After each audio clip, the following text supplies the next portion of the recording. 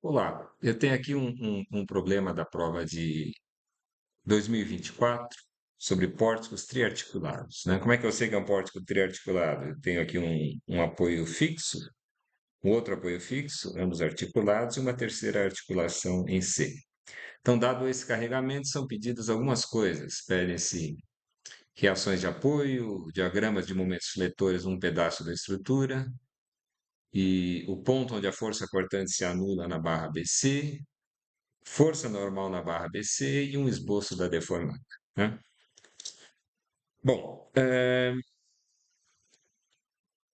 vamos começar pelo cálculo das reações de apoio, né? Dada a natureza desses vínculos, esses apoios fixos, quais são as reações de apoio possíveis? Eu posso ter em A uma reação vertical, que eu vou indicar aqui, e uma reação horizontal. Por que eu indiquei essas reações para cima e para a esquerda, né?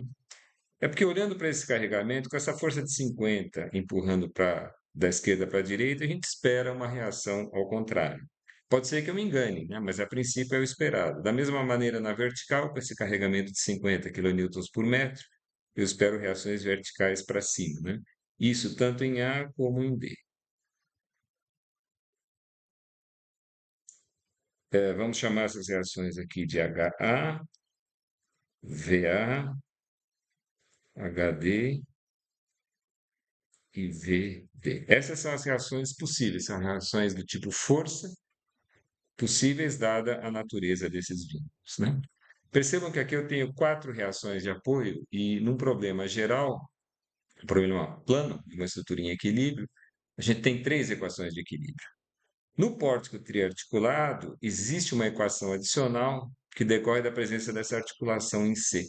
A articulação, a gente costuma dizer, ela não é capaz de transmitir momento, quer dizer, se é possível esse movimento, não há como o lado direito fazer o lado esquerdo girar, né? É, isso significa, em termos de esforços solicitantes, que o momento fletor na articulação tem que ser igual a zero, né? Então, vamos calcular as reações de apoio nesse problema, nesse item A.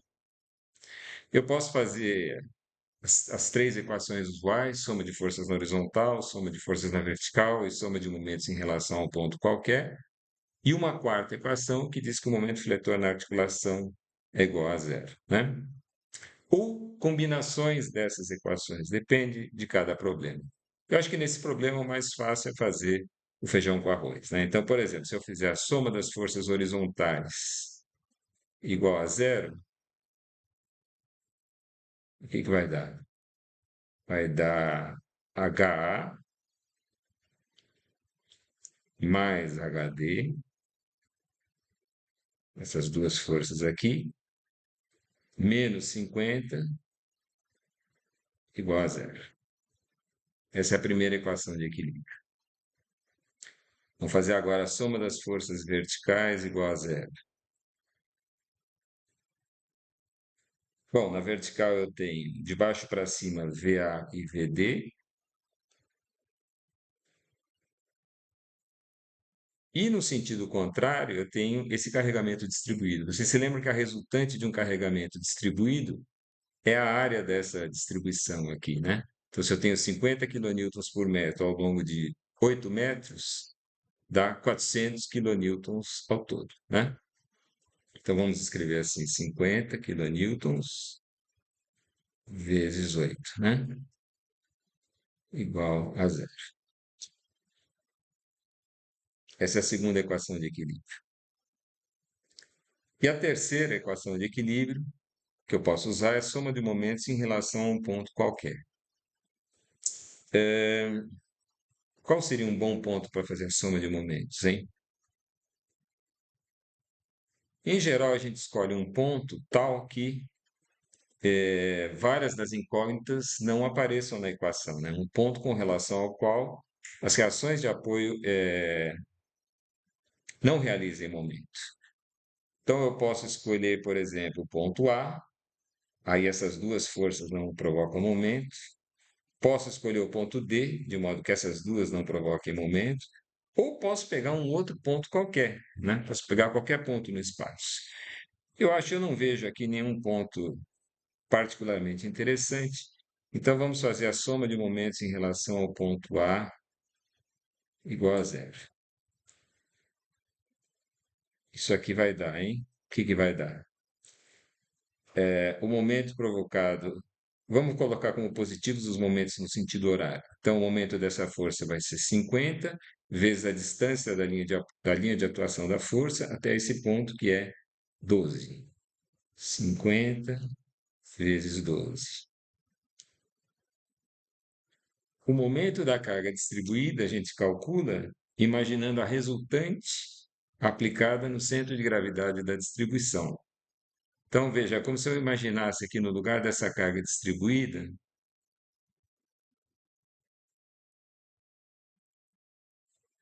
uma força aplicada bem aqui no meio. Essa força, a resultante, é aquela que nós já tínhamos calculado, é 50 vezes 8, né? Tá? É sempre assim, se é um carregamento, sempre a resultante no centro de gravidade da distribuição. Se a distribuição é um retângulo, é o centro do retângulo. Se for um triângulo, é o centro de gravidade do triângulo, assim por diante. O momento, então, dessa carga distribuída em relação a esse ponto é o momento dessa resultante, que vai dar 50 vezes 8 vezes essa distância que é 4, né? 4 metros. Percebam que esse momento tem no mesmo sentido que a força de 50, então eles vão se somar, tá? Depois, no sentido contrário, tem um momento provocado por VD, que é VD vezes essa distância, que é 11. Como é no sentido contrário, eu vou botar um sinal de menos. VD vezes 11. E o momento provocado por HD, percebam que tem o mesmo sentido do momento provocado por VD. É HD vezes 6, né? Que é essa distância aqui. Menos HD vezes 6 é igual a zero. Aqui, às vezes, eu estou indicando o sinal de multiplicação com x, quando é entre números, para não sobrecarregar de letras aqui, eu estou botando só esse pontinho. Bom, essas equações, nenhuma delas é muito interessante, né? A última equação vai me dizer que o momento fletor na articulação tem que ser igual a zero. Lembre-se de que para calcular o momento fletor, a gente não considera o momento de todas as forças em relação a esse ponto, mas só o momento das forças que estão aplicadas numa metade, ou só essas aqui, ou todas essas outras aqui. Parece ser mais fácil. Vamos representar assim, momento fletor em C, né? Igual a zero. Como é que eu apago mesmo? Aqui. Momento fletor em C igual a zero. Eu acho que é mais fácil olhar para o lado de cá, né? Então, daqui a gente tira aqui VD vezes 3, nesse sentido, né? E HD vezes 6 no sentido contrário. Não é isso? VD vezes 3 é o momento no sentido anti-horário, HD vezes 6 é no sentido horário. Então, é menos HD vezes 6. Esse é o momento fletor em C. Isso aqui tem que ser igual a zero. Tá? Bom, esse é um sistema bem chatinho, né? O que que a gente pode fazer com ele, hein? Bom, vamos chamar essas equações de 1, 2, 3 e 4. O mais simples é começar por essa equação 4. Pela equação 4, eu tiro que VD é duas vezes HD, né? Então, dessa equação 4,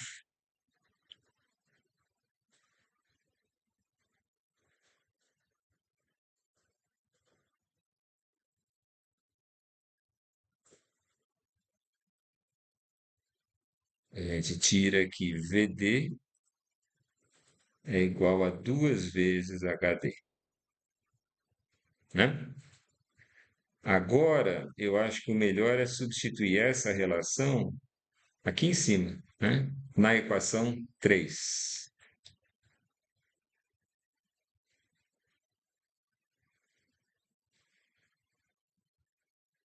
Que chato isso, hein? Então, essa equação 3 como é que ficou? Que 50 vezes 12 é 600. Aqui tem,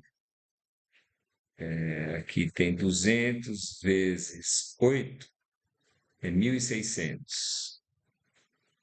1.600 com 600 dá 2.200, né? Se eu não errei a conta. Vai lá, 2.200.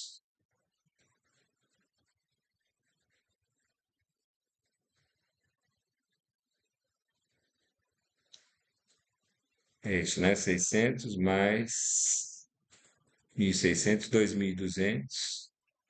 Aqui no lugar do VD eu vou colocar 2 HD. Então vai ficar menos 22 HD. Com menos 6 HD dá menos 28 HD.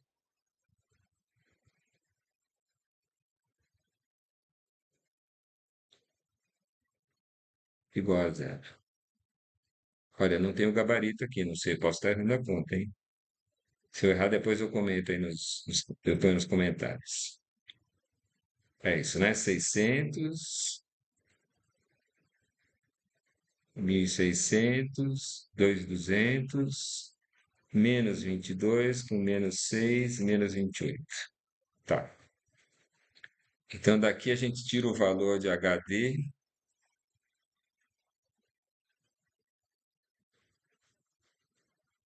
é igual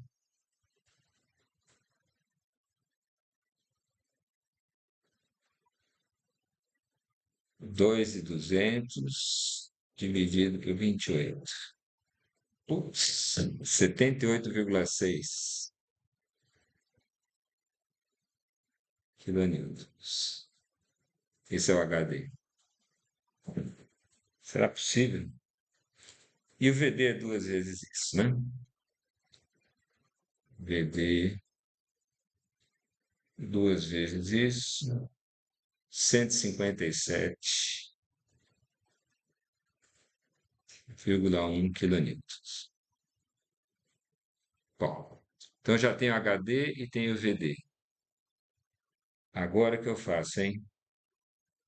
Ah, daqui, ó, eu tiro o HA, né?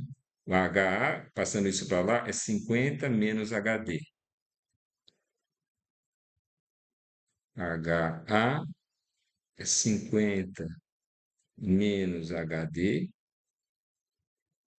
portanto, vai dar menos 28,6 kilonewtons, tá? E da outra equação, VD é 400, o VD eu já calculei, né? O VA é 400 menos VD.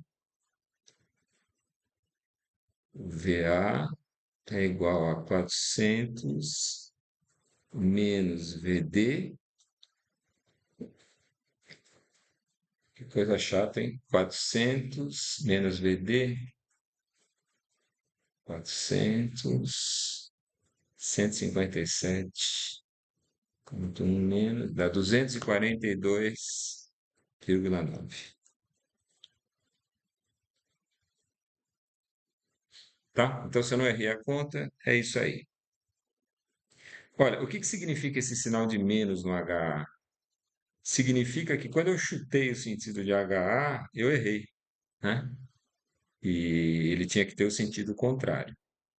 Então, eu vejo duas possibilidades. Ou a gente deixa a figura do jeito que está e considera aquele sinal HA, ou a gente passa a figura a limpo. Eu acho que confunde menos na hora de traçar os diagramas de esforços solicitantes, né? Então, eu vou passar a limpo aquela figura fazendo assim, né?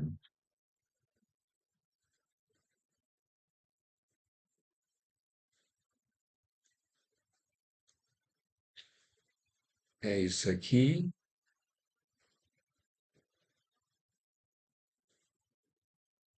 E então fica assim, vamos lá. O HA, o VA eu pus para a direita e o HA para o VA para cima, HA para a esquerda.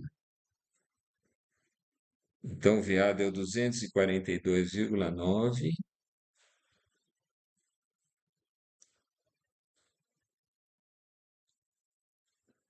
Assim.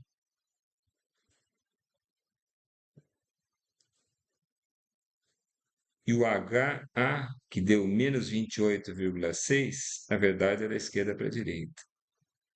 28,6.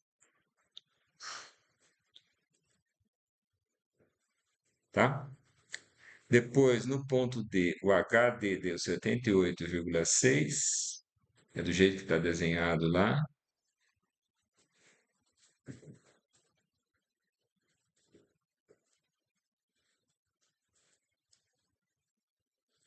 E o VD, de baixo para cima, deu 157,1.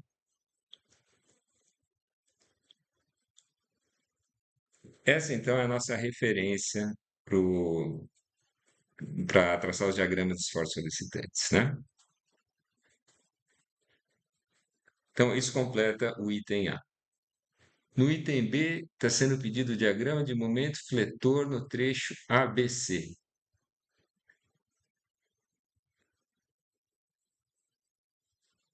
Ai, ai, ai. Vamos lá.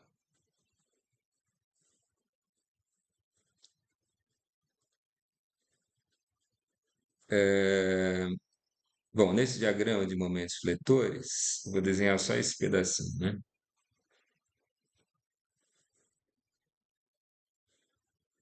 É alguma coisa assim.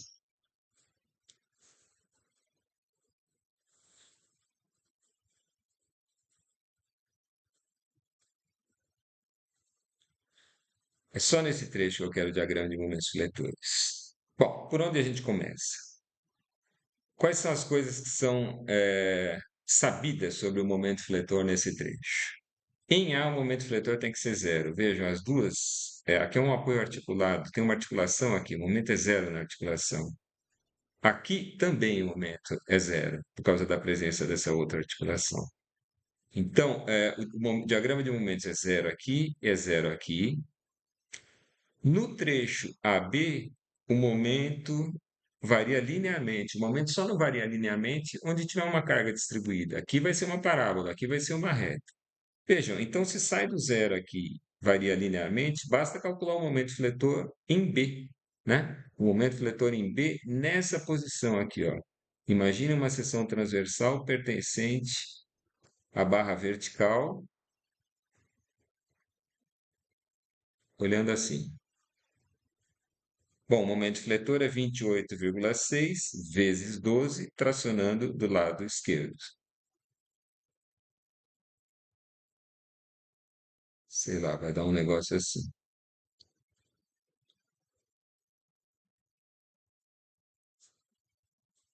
tá? Esse 28,6 vezes 12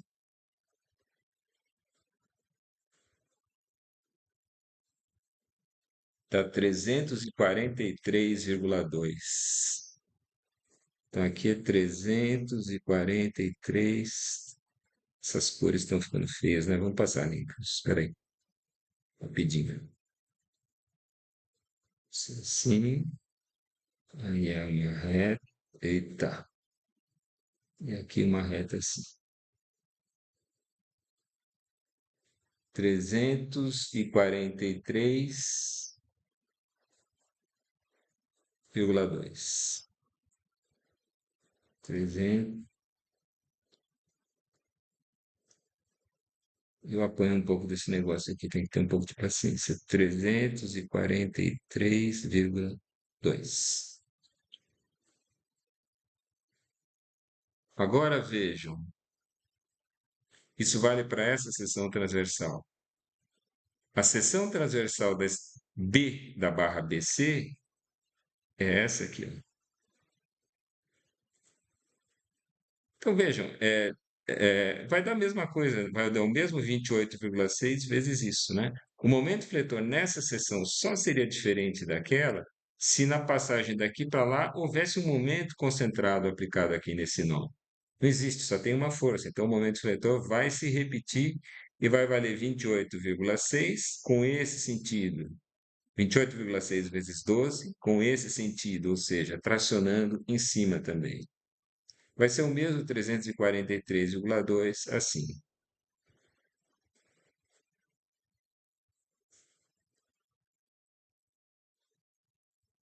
mesmo valor, tá? Bom, e agora? Com esse carregamento distribuído, vai ter uma parábola, e essa parábola vai chegar lá embaixo, vai chegar em zero no C, onde existe uma articulação, né? Então, olha, eu sei lá como vai ser essa parábola, né? É alguma coisa assim, vou chutar. E depois aqui ele vai chegar no zero,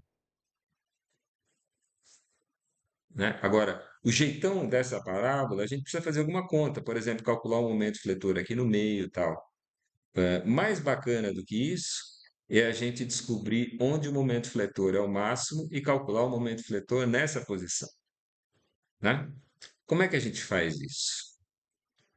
Bom, isso aqui é o diagrama de momentos fletores no trecho ABC, que responde o item B. Eu acho que a motivação desse item C, o ponto onde a força cortante se anula na barra BC, é justamente essa, saber o ponto onde o momento fletor é máximo, né? Lembre-se de que força cortante é a derivada do momento fletor. Então, onde a força cortante se anula, quer dizer que o momento fletor tem derivada zero. Isso significa um extremo dessa função, um valor mínimo ou um valor máximo, né? Então, vamos determinar como é que ficaria o diagrama de força cortante nesse trecho BC. Só nesse trecho, né? Não preciso fazer o diagrama inteiro. Isso aqui é uma questão de prova. Aqui ninguém é bobo, a gente não vai responder o que o professor não perguntou, né? Então, vamos fazer o diagrama de forças cortantes só desse trecho. Olha, bom, posso fazer de tudo, não custa nada.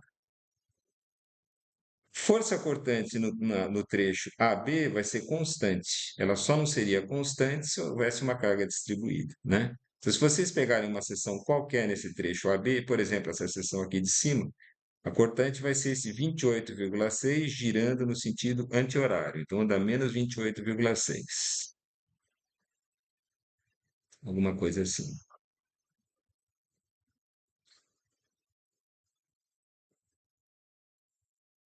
Então, essa cortante aqui é menos 28,6. Não está sendo perguntado isso, mas não custa nada, né?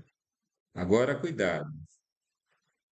Na hora de determinar a força cortante no trecho BC, eu tenho que considerar em B essa seção aqui. E para essa seção, a força cortante não é o 28,6, é o 242,9, girando no sentido horário. Então, aqui vai ter um valor, vai ficar fora de escala, né? Mas tem um 242,9 assim.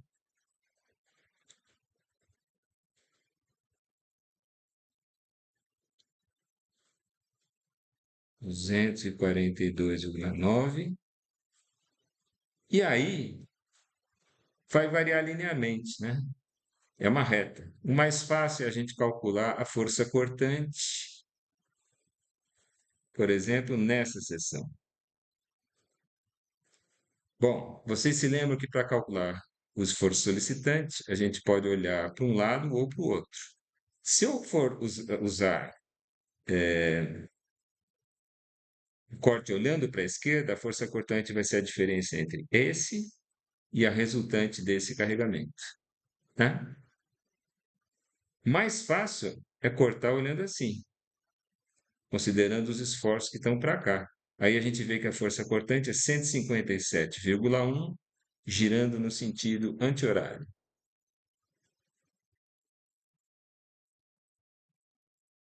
Então vai ser uma coisa assim.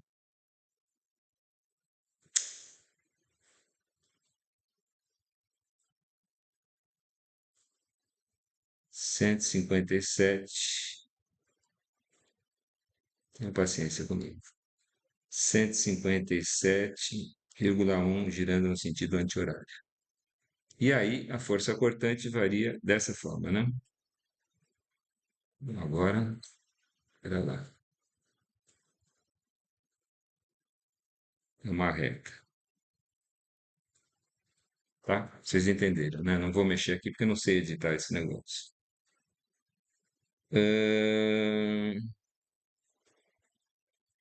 E agora? Está sendo perguntado aqui qual é o ponto onde a força cortante é zero na barra BC. Bom, é esse aqui, né?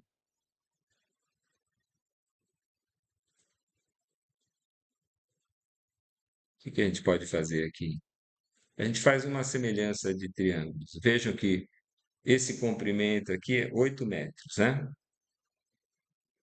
Então, se esse pedacinho aqui é um certo x, esse aqui é 8 menos x, né?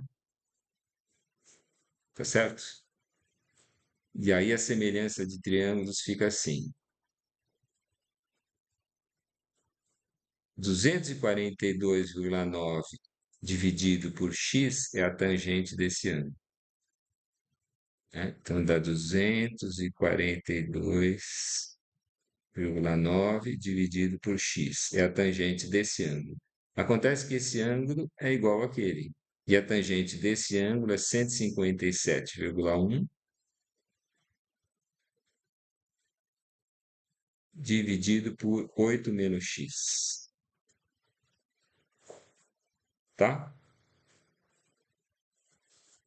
Caramba, hein? Então vai ficar 242,9 vezes 8 menos x é igual a 157,1 vezes x. Eu estou multiplicando assim e assim, né?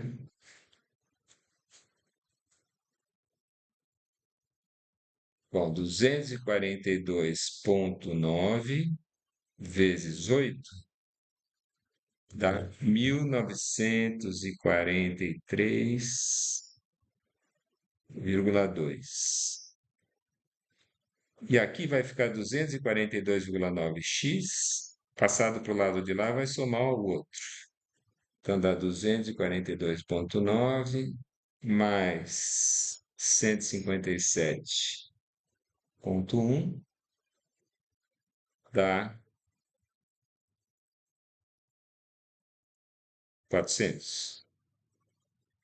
É isso, né? Aqui eu escrevi 2, mas eu devia ter escrito x, né? Ah, não, isso aqui é igual a 400x, é isso. É 1943,2 é igual a 400x. E, portanto, x é igual a 1943,2, 400 dividido 4,86, 4,9. Tá, então essa é a distância 4,9. Esse momento fletor máximo aqui, esse momento máximo, ocorre a uma distância 4,9 dessa extremidade. Essa distância aqui é 4, olha o que saiu, 4,9. Não é fácil isso aqui, viu? Essa distância é 4,9, né? Bom, então como é que eu calculo esse momento fletor máximo, que é para completar esse diagrama? É o momento fletor numa seção a 4,9. Essa vai ser uma conta chata, provavelmente. Imagine aqui uma seção, uma distância a 4,9. Putz, Então, ó, vai ser 242,9 vezes 4,9, 242,9, 242,9 vezes 4,9, é esse momento assim. 28 menos 28,6 vezes 12, tracionando em cima, né? Menos 28,6 vezes 12. E agora, isso é chato, hein? Eu vou ter que pegar o momento. Esse aqui não dá momento, né? A linha de ação passa por ali. Eu vou ter que pegar o momento correspondente a esse pedaço do carregamento distribuído. Esse pedaço aqui. Então, vai ser assim. Eu vou imaginar a resultante no centro dessa distribuição. A resultante é 50 vezes metade de 4,9, né? 4,9 dividido por 2. Não, peraí. Eu estou me adiantando aqui. A resultante é 50 vezes 4,9. E o braço de alavanca é metade de 4,9. Isso aqui é 4,9 dividido por 2. Tá? Então, aquela parcela do momento que vai entrar ali é tracionando em cima menos 50 vezes 4,9, que eu vou multiplicar por metade de 4,9. Então, vai aparecer um 4,9 ao quadrado dividido por 2 aqui. E daqui sai o momento máximo. Deixa eu ver se eu consigo fazer essa conta. 242,9, 4,9 vezes 28,6, 12 vezes menos 4,9 ao quadrado, 2 dividido, 50 vezes menos. Dá 246,8. Então, esse momento máximo aqui dá 246,8. Tudo aqui está em quilonewton metro, quilonewton metro, né?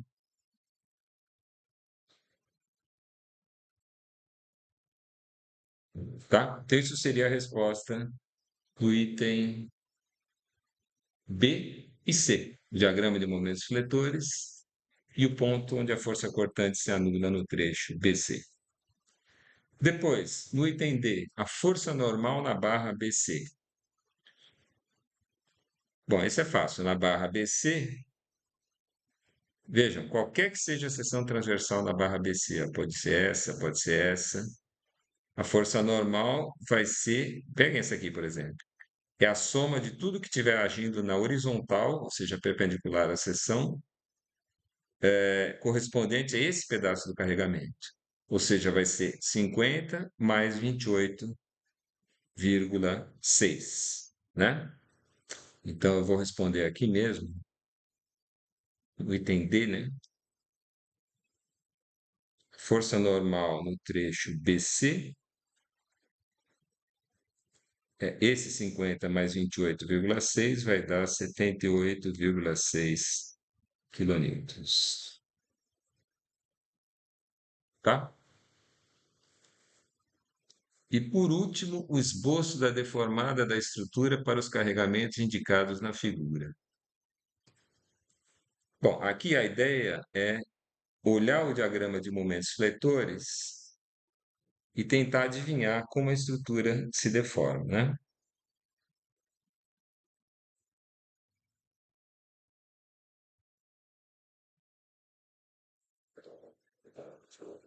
Bom, É,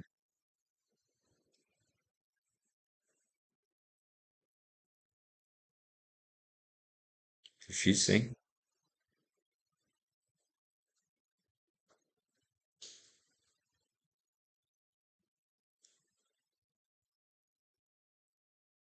Tem uma informação importante. Bom, os pontos A e D são fixos, o ponto C vai se deslocar, né?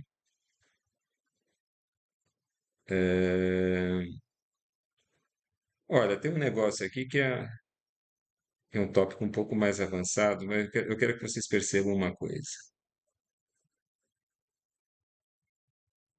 Quando eu indiquei as reações quando a gente tinha um apoio articulado fixo, o que a gente sabe é que só tem uma reação do tipo força e que essa força tem uma direção desconhecida e intensidade desconhecida. E a gente costuma representar essas indefinições sobre essa força dizendo que são duas componentes independentes, né? Uma horizontal e uma vertical, por exemplo. Agora, nada impede que eu indique as reações de apoio em D segundo outras direções que não horizontal e vertical. Em vez de desenhar essas duas reações laranja, assim, eu poderia ter começado o problema desenhando essas reações assim, ó.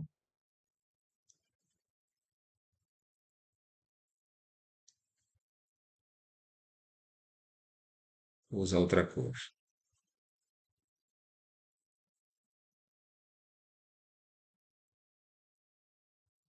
Eu poderia ter indicado as reações assim, ó. Uma reação na direção do eixo da barra e uma reação perpendicular ao eixo da barra. Nada me impede de fazer isso. Eu posso colocar direções quaisquer. A vantagem de proceder dessa forma é que essa reação aqui já vira a força normal para essa barra, né? Pega uma seção transversal nessa barra. Essa reação já é a força normal e essa aqui é a força cortante. Tá certo? Bom, seria a vantagem de proceder dessa forma? É que se eu usar aquela equação que diz que o momento fletor na articulação é igual a zero, o momento fletor é o momento provocado por essas forças. Se elas estivessem decompostas dessa forma, essa aqui não daria momento. E a única que daria momento seria essa, não é? E, portanto, se para o momento fletor ser zero, essa aqui tem que ser obrigatoriamente igual a zero. Isso é um resultado absolutamente geral. Toda vez que vocês tiverem uma barra articulada nas duas extremidades e não tiverem nenhum carregamento transversal entre elas, só existe força normal nessa barra. É o que está aparecendo aqui. Não existe cortante, só existe força normal. Se só existe força normal, a única coisa que acontece com essa barra é mudar de comprimento. Ela não flete, não é isso? Então, na hora de desenhar a deformada dessa estrutura, o que que a gente espera que aconteça, hein? Bom, a gente espera que, dado esse carregamento, o ponto C ande para lá, não é? Mas ele é comum, e nós vamos verificar isso na aula, que as variações de comprimento das barras são muito pequenininhas se comparadas aos deslocamentos que as estruturas têm por flexão. E então é comum em estruturas que têm deslocamentos por flexão e também força normal, a gente até desprezar o ΔL por força normal. Se a gente desprezar o ΔL por força normal e essa barra só tem força normal, o que vai acontecer com esse ponto aqui é que ele vai vir parar. Imagine aqui, ó, esse ponto é fixo, a barra, faz de conta que a barra não muda de comprimento. Ela muda, mas é muito pouquinho, vamos desprezar. A única coisa que pode acontecer com esse ponto é andar ao longo desse arco, né, com centro em D. Então, digamos, o ponto C vem parar em algum lugar por aqui. Essa vai ser a posição C'. E a barra CD vai ter uma deformada desse tipo. É uma reta. Aqui eu não consigo desenhar reta, é impossível usar esse negócio aqui. Vou tentar de novo. Ó, é uma reta que vai daqui até aqui. Ah, não sei porque ela está fazendo assim. Então eu vou desenhar assim esse recurso aqui. Faz de conta que é uma reta. Assim. Isso aqui fica reto, tá? E as demais? Bom, a barra AB, se vocês consultarem o diagrama de momentos fletores, o momento está tracionando à esquerda. Se traciona à esquerda, eu não sei exatamente, não dá para saber exatamente o que vai acontecer, né? Mas talvez alguma coisa assim. Esse ponto vai andar para cá porque aquele andou também. Vai todo mundo andar um pouquinho para lá. Agora, se é assim, se é totalmente para o lado da direita, se é mais para cá, é difícil saber. A gente está fazendo só um esboço da deformada com base nas informações que a gente extrai do diagrama de momentos. Agora vejam que nessa outra barra, no comecinho, na barra horizontal, no comecinho a tração é em cima e depois a tração é embaixo. Então, olha, o que que a gente tem que observar nesse esboço da deformada? Esse ângulo reto aqui, esse ângulo reto, ele tem que ser preservado. Quando a estrutura se deforma, esse ângulo reto se mantém. A única forma desse ângulo deixar de ser reto é se houvesse uma articulação nesse cantinho. Aí poderia haver um movimento desse tipo, tá? Então, esse ângulo reto que apareceu aqui, ele tem que aparecer aqui de novo.